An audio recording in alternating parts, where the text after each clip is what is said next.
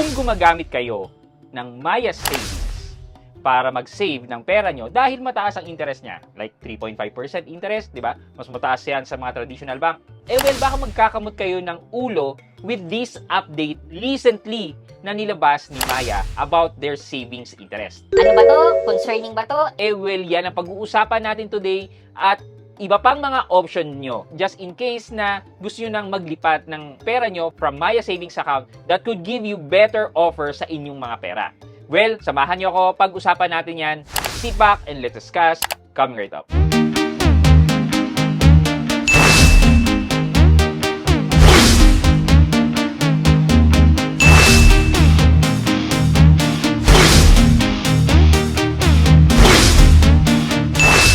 Hi guys, this is Pat and you're in Pat Quintos Review TV. So if you're new to my channel, I do reviews about personal finance na meron akong experience or meron na ako knowledge na ginawa ko na ng videos and playlists na makikita nyo dito sa taas. At kung bago kayo dito sa channel ko, you may want to consider subscribing to my channel. Just yesterday, Maya released an update on our savings account with Maya.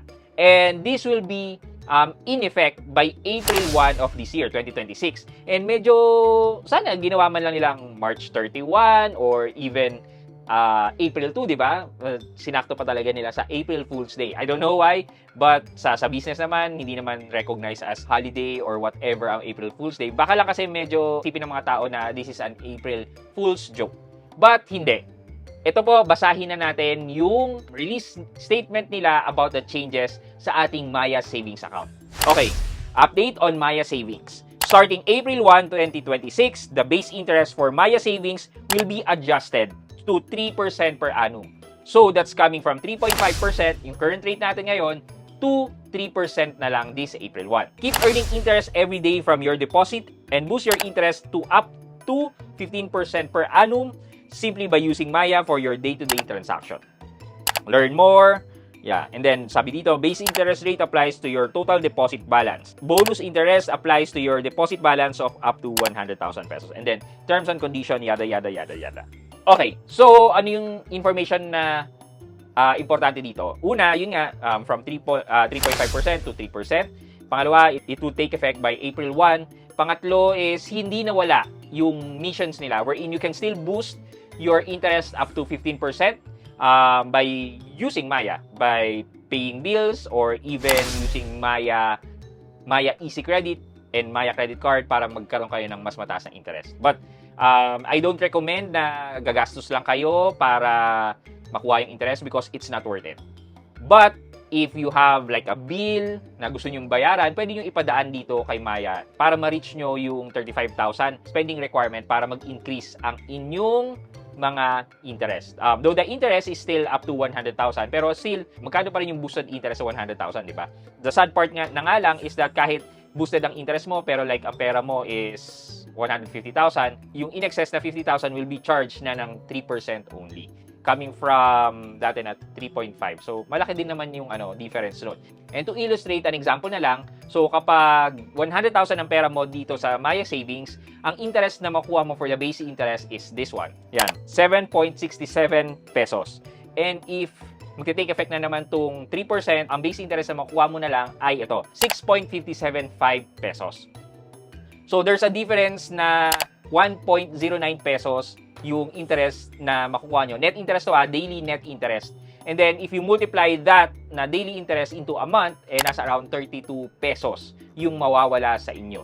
Well, for me, 32 pesos, dalawang pamasahin yan, papunta at pabalik, saan ka papunta. And in this economy right now, with the rising fuel, rising commodities, para sa akin yung 30 pesos, malaking kabawasan na rin yan kahit paano. But, if confident ka pa rin using Maya, so why not, di ba? And still, advisable pa rin naman gumamit ng Maya, lalo na if you're going to boost the interest by using Maya on your day-to-day transaction. You're still in a good deal na makakuha ng 10% na interest, di ba? Up to 100,000 pesos. And malaking tulong pa rin yan. Pero just in case naman na ayaw mong gumawa ng mission and gusto mo lang ilagay ang pera mo, ano pa ba ang mga options mo na merong mas mataas na offer kesa sa Maya Savings? Okay, unang-una sa listahan ko ay si BPI Banco. Si BPI Banco ay nag-offer ng 5% per annum na interest. However guys, hindi siya daily crediting na katulad ni Maya. Monthly crediting siya, so you have to wait until the month finish and start a new month para makuha ang interest ng pera nyo. Another is si Netbank. Si Netbank naman ay nag-offer ng 4% per annum na interest, lalo na kung nagbukas ka ng bank account mo prior to this date. But yung mga new user ay less than 4% na po ang binibigay ng interest. So just in case na meron ka, might as well use that 4% na rin. Kay Netbank, daily crediting pa rin po ang interest and free po ang bank transfer. So, di ba? 4% daily crediting interest, free bank transfer, di ba? That offer is much better than Maya. Number 3 on my list is si Ownbank. Si Ownbank ay nag-offer naman ng 3.8% sa ating mga savings account. Daily crediting din po siya ng interest and free bank transfer siya. Kung i-compare niyo siya kay Maya, Ownbank has better feature or benefit if you bank with them. And as far as I know, na-sort out na rin naman kahit papano ni Ownbank yung mga previous issues niya. So, yeah, kahit papano, sa tingin ko, dependable na rin naman. Though, I cannot say at par with the security of Maya. But that is based on my experience alone.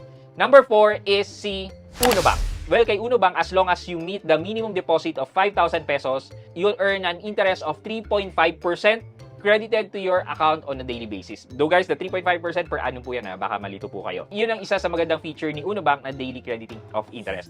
And especially if you create Unobank within GCash, cashing into your GCash and moving money to your Unobank, wala pong additional cost sa'yo, walang transfer fee involved. However, meron pong sinocharge si Unobank na around 8 pesos doing an InstaPay transfer. Okay, last but not the least sa listahan ko, number 5 ay si Maribank.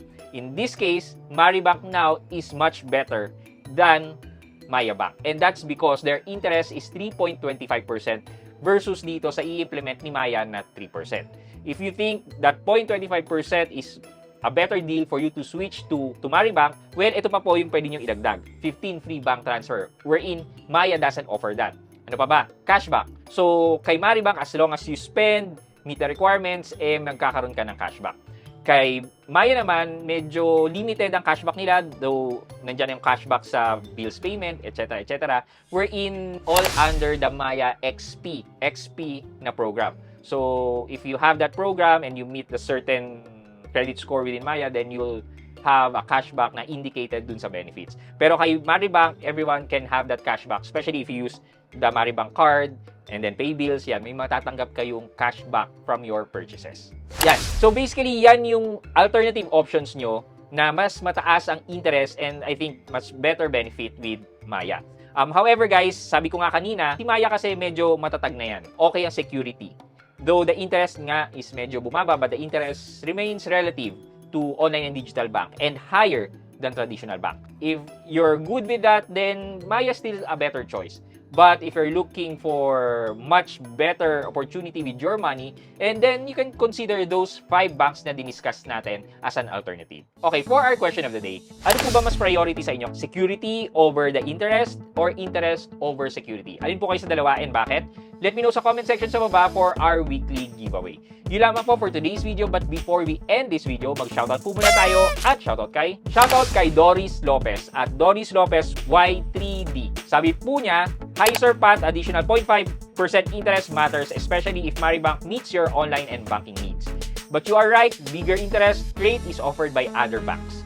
Thank you Sir Pat for your constant updates." Yan. Kay Miss Doris Lopez at Doris Lopez Y3D, shoutout po sa inyo and thank you so much din po sa pag-appreciate ng content na ginagawa ko. Maraming salamat po. I hope you like this video, leave a thumbs up, and if not, wala na ng problema dyan, but continue to support me by subscribing to my channel by clicking the subscribe button and also the bell button sa subscribe para makareceive kayo ng latest notification sa lahat ng upload ko.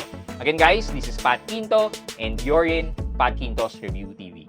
Bye-bye!